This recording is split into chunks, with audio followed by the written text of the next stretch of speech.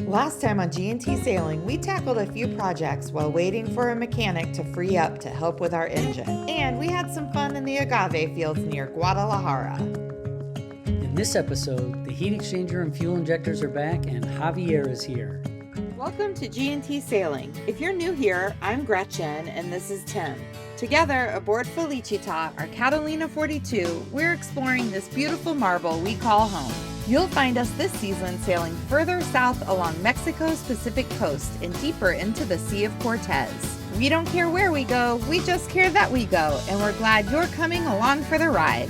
Mexico is Sexico! In a past episode, you saw Javier remove our fuel injectors. He sent them off to a lab to have them bench tested to check their functionality and spray pattern. Oh, wow. They were covered in... Son nuevos. Oh my gosh. Perfecto. Los inyectores, no sé cuánto tiempo posible. Si hay problemas. Si hay problemas, el motor falla o algo. So did you catch that? I don't speak Spanish. He's saying with the injectors, there's hardly ever any, unless there's a problem, you don't really need to do anything. But with the rust, if the rust gets down inside, it's very dangerous. So we have to watch for water and keep that area very clean. I wonder how water got there. You never know. I mean, and again, we don't even know when the last time there was. I've never seen water there. But who knows what happened in the past. He says the heat exchangers wasn't that bad, which depresses me. But he says he's going to check the thermostat by putting it in boiling water. I've heard people doing that. And see when it opens, if it opens, what happens. Luckily, we have a spare. So we'll see. That we'll know for sure whether it's the thermostat or not with that test. I'd much rather do that than just put in a new one and then not know it was ever the problem. Okay, so Javier has been here. He put the heat exchanger back, the fuel injectors back in, and then he just left. Poor KY. One of the bolts on the exhaust riser isn't long enough. I don't know what was on there before, but he said, I think I understood him to say that it's not supposed to be stainless, but there are stainless in there. So I think when we did the riser in San Diego, Mike or somebody put stainless steel bolts in. I don't know whether it's a problem or not, but one of them is not long enough to go in. So he's getting another one of those. We don't have small enough hose clamps for all those fuse holes. I bought 2 whole kits of every size I thought. So he lost one of he reused all the original hose clamps. We put all new hoses on the fuel, but he's missing one hose clamp. So he's going to get a hose clamp, a longer screw, and he's going to check the thermostat in boiling water. And why? Because he thinks that might be the problem. If we go through all of this, we needed to do this. I just want to say, and it was very good that we did this, but it could be what Steven said it was, the freaking thermostat. Steven, the OG from Motu? I mean, let's hope it is, but I'm never going to regret doing all this.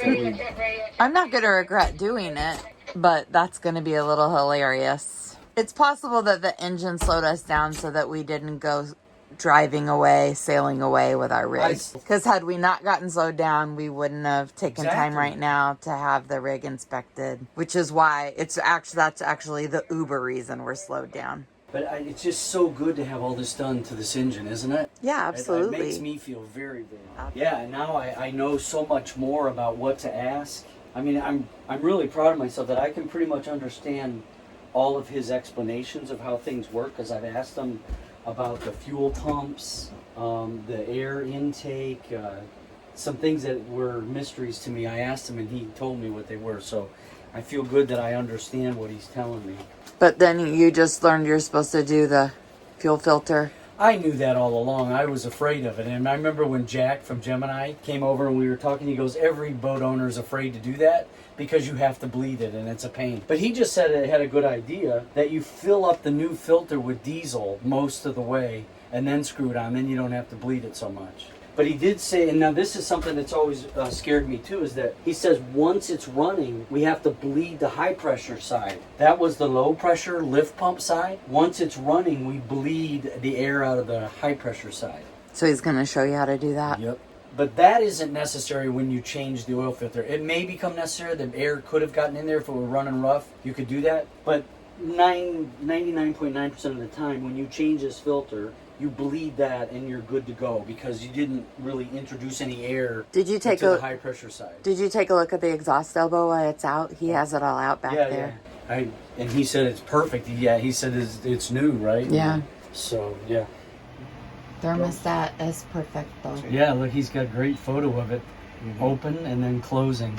When the water, open. Cold water, open. See? Outside water. Listo.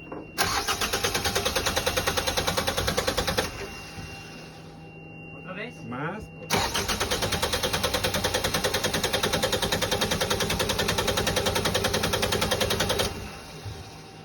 Permíteme. ¿Otro? Otro.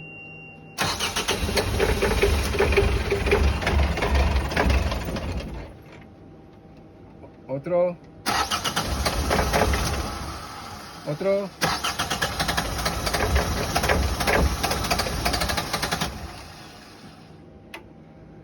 Permíteme. Otro.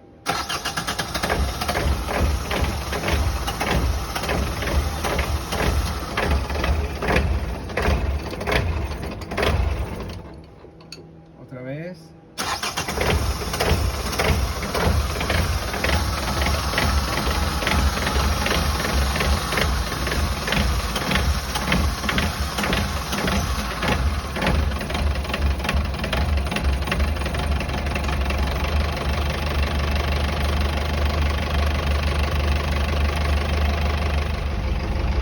There's very little water in here. Water. Very. No. No. Poquito.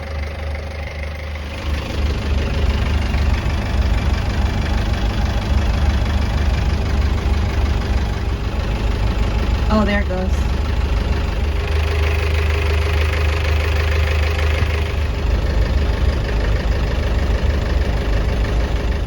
It's supposed to spin, yeah? This is rolling. Es impeller or shaft of la I'm bomba? not sure. I am going to check. So it is not spinning. Which you said when we were still on the water. Yeah, I said there's something. That's the very first thing I looked at. Yep. No? No, not spinning. No? Mm-mm. So that's how you test if it's spinning. Yeah. Good to know. On a new impeller? No, No, it's Not the impeller. I'm worried that the shaft on the pump is stripped out.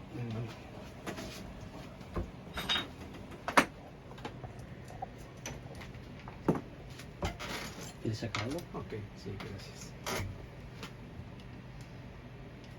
It's the pump, Which pump? the raw water pump.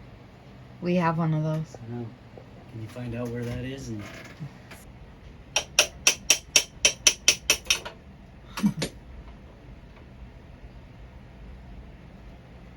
es todo.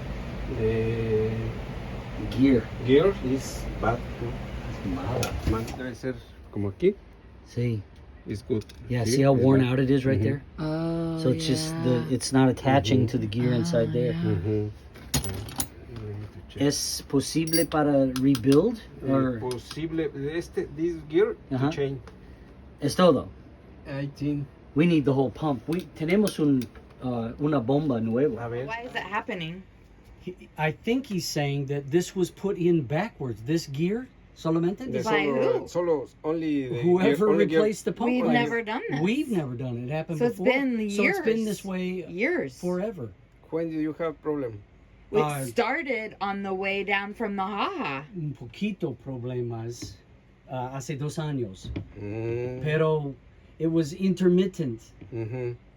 We did not do this. Yeah, absolutely not. Look, this is correct. This is not correct. So somebody rebuilt, yeah, and they just have this on backwards. Ah! I'm gonna see how this goes. We're gonna start the engine, let it warm up a little bit.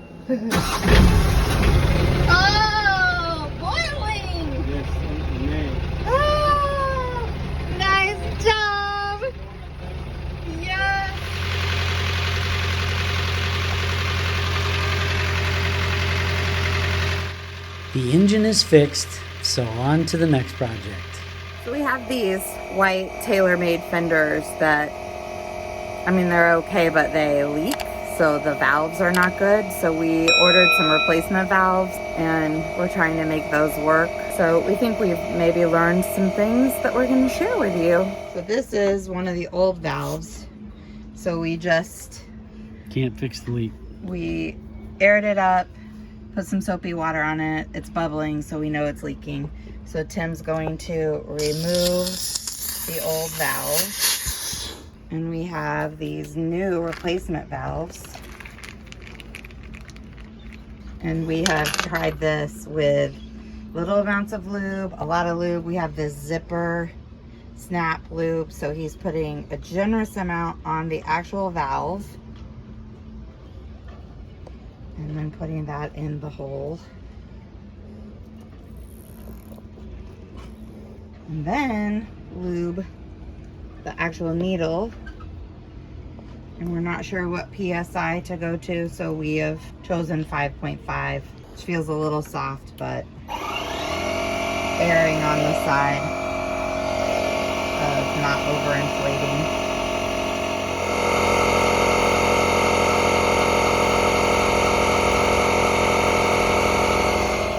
Gently remove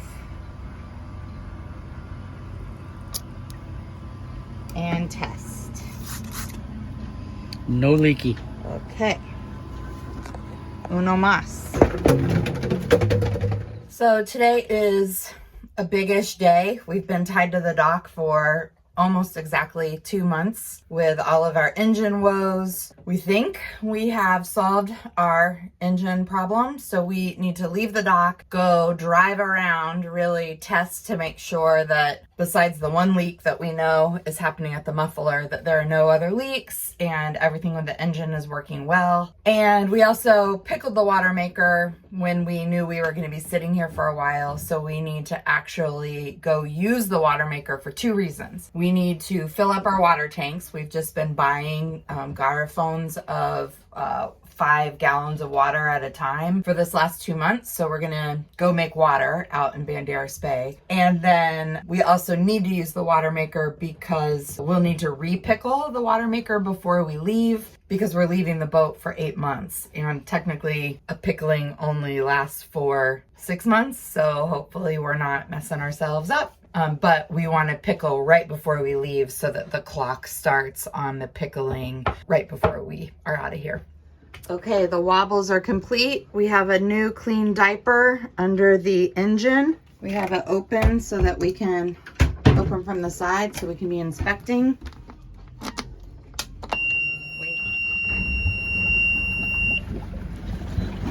So what are we watching for? So this is no indication in the future. Just because of that does not mean we have water. We have to check the strainer. And why is that? Because our exhaust is below the water line and we cannot see positive water flow from the coolant or from the cooler like most boats can that are above the water line. So we have to watch the strainer. Okay, I'm gonna go look. Very bubbly. Good news, we passed the 20-minute mark with no alarm. We haven't done that in a couple of months.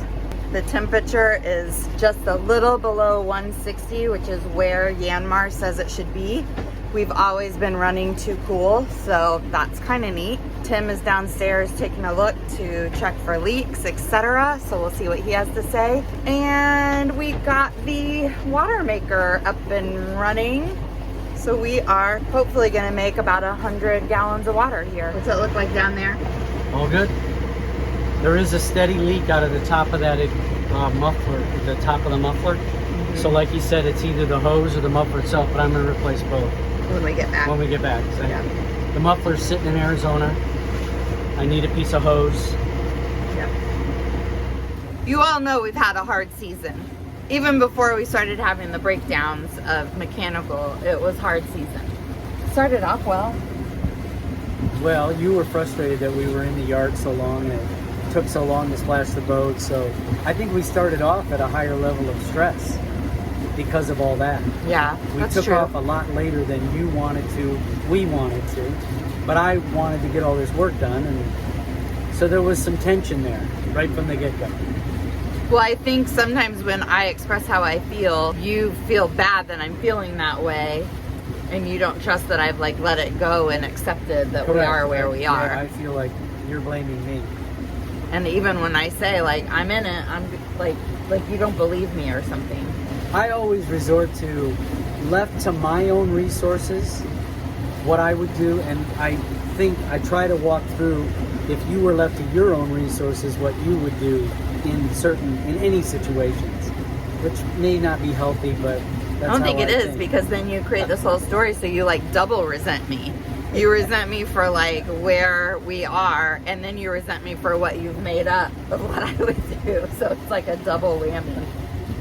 So when I came back from the boat break, well, it's doubly hard, quadruply hard when you wait until you're 64 years old to start figuring this shit out. yeah, go to therapy in your 20s is the Feelings are real, man. And then when you marry, So either, yeah, you marry a woman that has all the feelings. Exactly. Yeah. Then you just can't avoid the feelings. You can't get away from them. They're everywhere. Yeah. When I do have to deal with stress and tension and things, I don't have all the coping mechanisms or the tools always to get through it smoothly. I mean, I get through it, but it's usually a little bit of a rocky road. Yeah. So when I came back from the boat break, Tim did so many things while I was, for the 10 days I was gone. And I think you were enjoying not having a project manager around or anybody. Well, just another human being. It's nice because this is your office. I can't just tear the boat apart and work and do things when it's your office. So we planned it that way, and it was a very productive week. And so then I got back, and we didn't, probably our mistake was not to say like, so this is going to be a transition. We didn't recognize there was going to be a transition and talk about what that was going to look like. We just transitioned, and I think you were like, your brain was like not happy having I was actually kind of dreading the transition because I knew I was going to have to go back to wait until the conference calls are over and then do this project and back to that normal, which instead of saying, hey, I'm kind of dreading this and talking about it. Absolutely. I would, because then we could have talked about it, and because but instead it was a big blow up, and so then I was like, oh, okay, well that's what's happening. So then I was like, well then I can just leave the boat. Then like our lessons learned, every morning while we're in this refit 2.0, we have our coffee, we talk about how the day is going to go, what we each need, and I have agreed that if I can leave the boat and go do my work somewhere else, then I'm leaving Tim on the boat. Good teammate. Good teammate.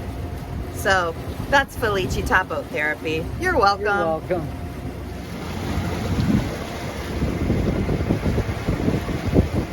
Well, at least I'm enjoying being out on the water, getting a little bit more time, Yeah, it's nice. putting the systems through their paces. It's also going to be okay to button this thing up for 8 months, go home. We've got fun stuff planned this summer and fall. We're going to be able to be home for Christmas for the first time in a couple of years. And we'll come back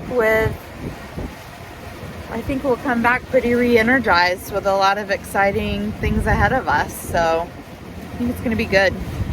Yeah.